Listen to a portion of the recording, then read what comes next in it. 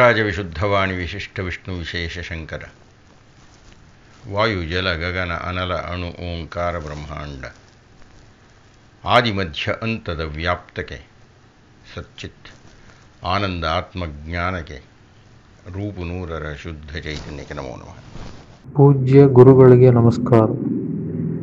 ನನ್ನ ಹೆಸರು ನೀರಜ್ ಗೊಬ್ಬಿ ತಾಲ್ಲೂಕು, ತುಮಕೂರು ಜಿಲ್ಲೆ. ನನ್ನ ಪ್ರಶ್ನೆ ಏನೆಂದರೆ, ವಿಧವೆಯಾದವರು ಮನೆಯಲ್ಲಿ ನಡೆಯುವ ದೇವರ ಪೂಜೆ ಪುನಸ್ಕಾರಗಳಲ್ಲಿ ನೈವೇದ್ಯವನ್ನು ತಯಾರಿಸಬಹುದೇ ಮತ್ತು ದೇವಸ್ಥಾನಗಳಲ್ಲಿ ನಡೆಯುವ ಪೂಜೆಗಳಲ್ಲಿ ನೈವೇದ್ಯವನ್ನು ಚರ್ಪನ್ನು ತಯಾರಿಸಿ ಆ ಪ್ರಸಾದವನ್ನು ಭಕ್ತಾದಿಗಳು ಸ್ವೀಕರಿಸಬಹುದೇ ಮತ್ತು ಶಾಸ್ತ್ರದಲ್ಲಿ ಈ ವಿಷಯದ ಬಗ್ಗೆ ಏನನ್ನು ಹೇಳಲಾಗಿದೆ ಹಾಗೂ ಸಮಾಜದಲ್ಲಿ ವಿಧವೆಯರ ಬಗ್ಗೆ ಶುಭ ಸಮಾರಂಭಗಳಲ್ಲಿ ವಿಧವೆಯರು ಪಾಲ್ಗೊಳ್ಳುವಂತಿಲ್ಲ ಎಂಬ ಅಭಿಪ್ರಾಯವಿದೆ. ಇದರ ಬಗ್ಗೆ ಶಾಸ್ತ್ರದಲ್ಲಿ ಏನನ್ನು ಹೇಳಲಾಗಿದೆ, ದಯವಿಟ್ಟು ತಿಳಿಸಿಕೊಡಿ. ನೀರಜ್ ಗುಬ್ಬಿ, ನಮಸ್ಕಾರ.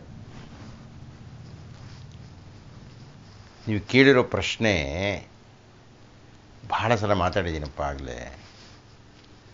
ವಿಧವೆಯರು, ಅವರ ಸ್ಥಿತಿಗತಿಗಳು, ಅದಕ್ಕೆ ವೇದ ಮನ್ನಣೆ ಇತ್ತ ಇಲ್ವಾ ಅನ್ನತಕ್ಕಂಥದ್ದು, ಈಗ ಸಮಾಜ ಹೇಗಿದೆ ಅನ್ನತಕ್ಕಂಥದ್ದು, ಬದಲಾವಣೆ ಆಗಿರತಕ್ಕಂಥದ್ದು, ಇವುಗಳನ್ನೆಲ್ಲ ನಾನು ಭಾಳ ಸಲ ಮಾತಾಡಿದ್ದೀನಿ ಈಗಾಗಲೇ.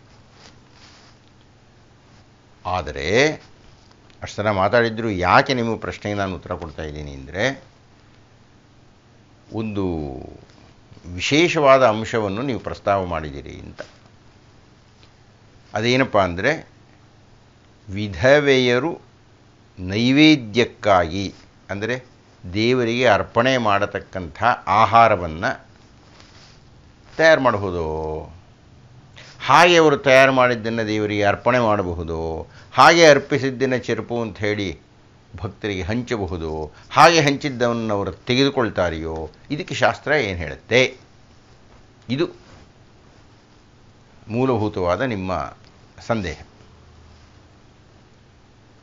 ಶಾಸ್ತ್ರ ಏನು ಹೇಳುತ್ತೆ ಅಂದರೆ, ನಿಮಗೆ ಶಾಸ್ತ್ರದ ವಿಸ್ತಾರ ಅದೇನು ನಿರುಕ್ತವೆ, ಅದೇನು ಛಂದಸ್ಸೆ, ಅದೇನು ಇವೆಲ್ಲ ಶಾಸ್ತ್ರಗಳು ಅದಲ್ಲ. ನಿಮ್ಮ ಅಭಿಪ್ರಾಯ ಇರತಕ್ಕಂಥದ್ದು ವೇದ ಏನು ಹೇಳುತ್ತೆ ಸ್ವಾಮಿ ಇದಕ್ಕೆ ಅನ್ನುವುದು ನಿಮ್ಮ ಮೂಲಭೂತವಾದ ಪ್ರಶ್ನೆಯ ಅರ್ಥ.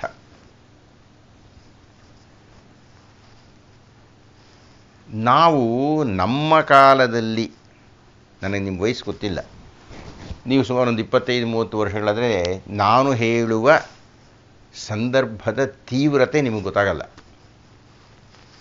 ನಮ್ಮ ಕಾಲದಾದರೆ ನಾನೊಂದು 50 ವರ್ಷದ ಹಿಂದೆ ಅಂತ ಇಟ್ಕೊಳ್ಳೋಣ, ಒಂದು 50-55 ವರ್ಷಗಳ ಹಿಂದಿನ ಭಾರತದ ಸಂಗತಿ ಏನಪ್ಪ ಅಂದರೆ, ವಿಧವೆಯರನ್ನು ಹತ್ತಿರ ಸೇರಿಸುತ್ತಿರಲಿಲ್ಲ. ವಿಧವೆಯರಿಗೆ ತಲೆಯನ್ನು ಬೋಳಿಸ್ಬಿಡ್ತಾ ಇದ್ದರು, ವಿಧವೆಯರಿಗೆ ಕೆಂಪು ಸೀರೆಯನ್ನು ಉಡಿಸ್ಬಿಟ್ಟು ಎಲ್ಲೋ ಒಂದು ಮೂಲೆಯಲ್ಲಿ ಕುಡಿಸ್ತಾ ಇದ್ದರು, ವಿಧವೆಯರನ್ನು ಯಾವ ಶುಭ ಸಮಾರಂಭಕ್ಕೂ ಕರೀತಾ ಇರಲಿಲ್ಲ, ವಿಧವೆಯರಿಗೆ ಒಳ್ಳೆಯ ಊಟ ಕೊಡ್ತಾ ಇರಲಿಲ್ಲ. ರಾತ್ರಿ ಹೊತ್ತೊಂದಷ್ಟು ಹುರಿಟ್ಟೋ ಅಥವಾ ಅರಳೋ ಇಂಥದ್ದೇನೋ ಕೊಡ್ತಾ ಇದ್ದರು. ಶುಷ್ಕವಾಗಲಿ ಅಂತ ಯಾವುದೇ ವಿಧವಾಗಿರತಕ್ಕಂಥ ಸುಖಗಳನ್ನು ಅವರು ಅನುಭವಿಸಬಾರದು ಅಂತ ಇದ್ದರು. ಇದೆಲ್ಲ 40 ವರ್ಷಗಳ ಹಿಂದಿನ ಮಾತು. ಈಗ ಹಾಗಿಲ್ಲ. ಈಗ ವಿಧವೆಯರು ಅನ್ಯ ಸ್ತ್ರೀಯರಂತೆ ಎಲ್ಲ ಶುಭ ಸಮಾರಂಭಗಳಿಗೂ ಹೋಗ್ತಾರೆ. ಮತ್ತೆ ವಿಧವೆಯರು ಅಂದರೆ 100ಕ್ಕೆ 100 ಜನ ಅಂತ ಅಲ್ಲ. ಯಾರು ಅದರ ಬಗ್ಗೆ ಯೋಚನೆ ಮಾಡಿ ಈ ರೀತಿಯ ಮಿತಿಗಳನ್ನು ಮಾನ್ಯ ಮಾಡುವುದಿಲ್ಲವೋ ಅಂತಹ ವೈಜ್ಞಾನಿಕ ಮನೋಭಾವದ ಅಥವಾ ಆಧುನಿಕ ಮನೋಭಾವದ ಅಥವಾ ವೈಚಾರಿಕ ಮನೋಭಾವದ ಹೆಣ್ಣುಗಳು ಶುಭ ಸಮಾರಂಭಗಳಿಗೆ ಹೋಗ್ತಾರೆ. ಅವ್ರನ್ನ ಯಾರೂ ಅಡ್ಡಿ ಮಾಡೋದು ಇಲ್ಲ. ಆದರೆ ಈ ನೈವೇದ್ಯದ ವಿಷಯ ಇದೆಯಲ್ಲ, ಇದರ ಬಗ್ಗೆ ವಿಧವೆಯೊಬ್ಬಳು ತಯಾರು ಮಾಡಿದ್ದನ್ನು ದೈವಕ್ಕೆ ನೈವೇದ್ಯ ಅಂತ ಮಡಿಮಡಿ ಪುರೋಹಿತರು ಒಪ್ಪೋದಿಲ್ಲ. ಮಠಾಧಿಪತಿಗಳು ಮಾನ್ಯ ಮಾಡೋದಿಲ್ಲ. ಸರಿಯೋದು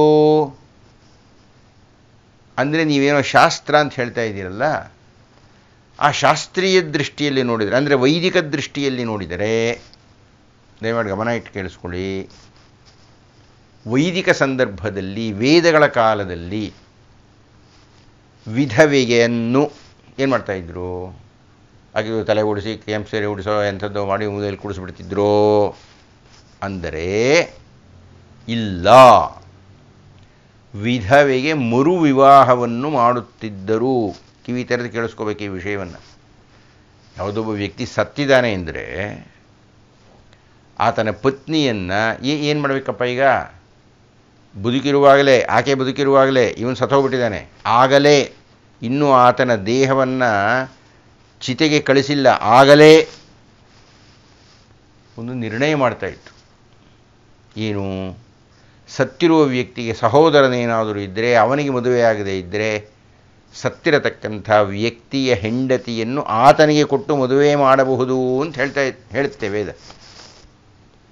ಅಂದರೆ ವಿಧವಾ ವಿವಾಹವನ್ನು ಮಾನ್ಯ ಮಾಡಿತ್ತು.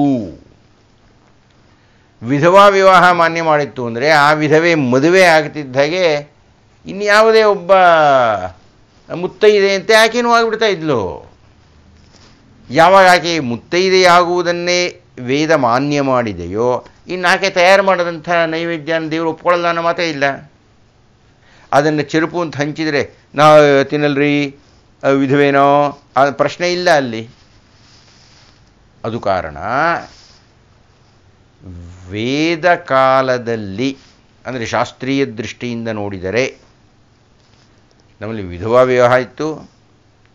ಆಕೆ ಸಮಾಜದಲ್ಲಿ ಬೆರೀತಾ ಇದ್ಲು, ಆಕೆ ಮಂತ್ರಗಳನ್ನು ಕಲಿತಾ ಇದ್ಲು.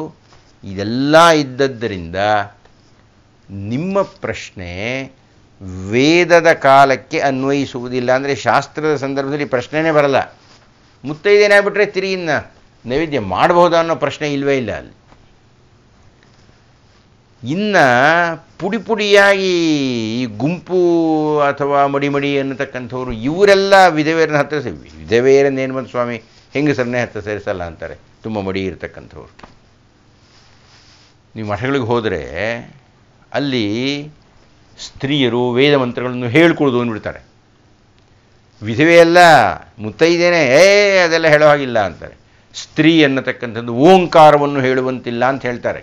ಅಂಥವ್ರನ್ನ ಬಿಡಿ, ಅವರಿಗೆಲ್ಲ ವೇದ ಮಾನ್ಯ ಮಾಡಲ್ಲ. ವೈದಿಕ ದೃಷ್ಟಿಯಿಂದ ಹೇಳುವುದಾದರೆ ವೇದಗಳಲ್ಲಿ ಸಾಕಷ್ಟು ಋಷಿಕೆಯರಿದ್ದಾರೆ.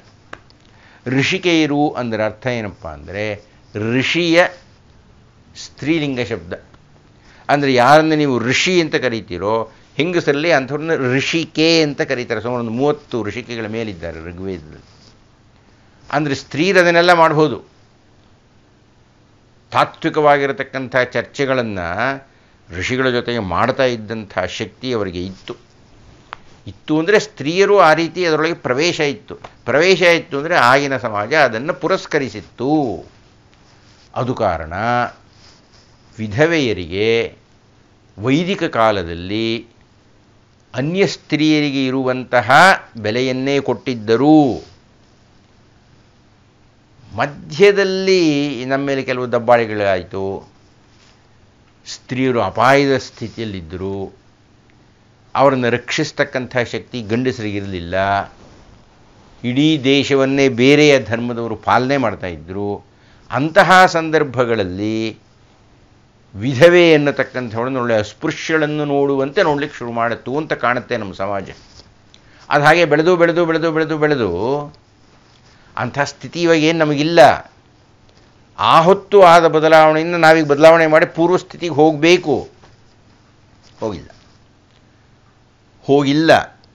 ಹೋಗಿರಲಿಲ್ಲ. ಈಗ ಸ್ವಲ್ಪ ಬದಲಾವಣೆ ಆಗಿದೆ. ಒಂದು 10 ವರ್ಷಗಳಿಂದ ಇಂತಹ ಬೇಲಿಗಳನ್ನೆಲ್ಲ ನಮ್ಮಲ್ಲಿ ಧೀರರಾಗಿರತಕ್ಕಂತಹವರು ಮುರಿತಾರೆ. ಹೀಗಾಗಿ ವಿಧವೆಯಾಗಿರತಕ್ಕಂಥವಳೋ ಪುನರ್ವಿವಾಹ ಆಗಿರತಕ್ಕಂಥವಳೋ ವಿಧವಾ ವಿವಾಹದ ನಂತರವೋ ಇಂಥ ಸಮಸ್ಯೆಗಳು ಈಗ ಅಷ್ಟು ಕಾಣಲ್ಲ. ಆದರೂ 100ಕ್ಕೆ 70 ಜನ ಅದೇ ಮನಸ್ಥಿತಿಯಲ್ಲಿ ಈಗಲೂ ಇದ್ದಾರೆ. ಗಂಡಸರು ಬಿಡ್ರಿ, ಪುರೋಹಿತರು ಬಿಡಿ, ಹೆಂಗಸರೇ ಇರ್ತಾರೆ. ವಿಧವೆಯಾಗಿರ್ತಕ್ಕಂಥ ಹೆಂಗೆ ಅಲ್ಲಿ ಹೋಗ್ಬೋದು, ಮುಟ್ಬೋದು, ಇದೆಲ್ಲ ಒದ್ದಾಡ್ತಾರೆ. ಪಾಪ ಯಾಕೆ ಒದ್ದಾಡ್ತಾರೆ ಅಂದರೆ ಆ ರೀತಿ ಗಂಡಸರು ಅವ್ರ ತಲೆ ಮೇಲೆ ಕೂತಿದ್ದಾರೆ. ಅದು ಕಾರಣ. ನನ್ನ ದೃಷ್ಟಿಯಲ್ಲಿ ವೇದದ ಆಧಾರವನ್ನು ಇಟ್ಟುಕೊಂಡು ಹೇಳಬೇಕು ಅಂದರೆ ತಪ್ಪಿಲ್ಲ.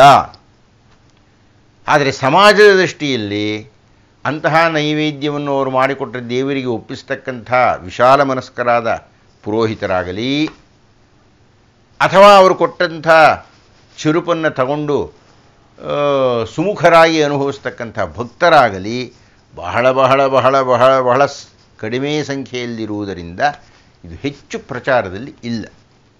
ನಮಸ್ಕಾರ. ಗುರುಗಳೇ ನಮಸ್ಕಾರ. ನನ್ನ ಹೆಸರು ಲತೇಶ್, ಮಂಗಳೂರಿಂದ.